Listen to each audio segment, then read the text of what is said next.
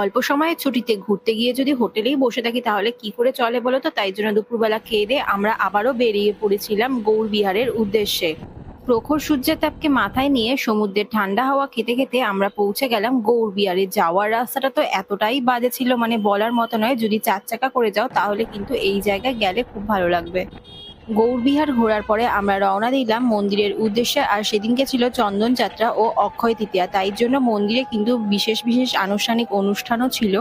বিশেষ বিশেষ দেবতাদের পালকিতে করে মন্দির চত্বর দিয়ে একদম মন্দির প্রাঙ্গণে প্রবেশ করছিল।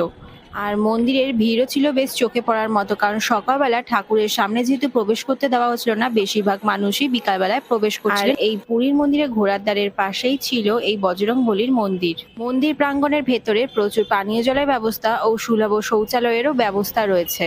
পুরীর মন্দির ঘোরার পর আমরা রওনা দিলাম হোটেলের উদ্দেশ্যে। ভিডিওটা ভালো লাগলে লাইক, শেয়ার, সাবস্ক্রাইব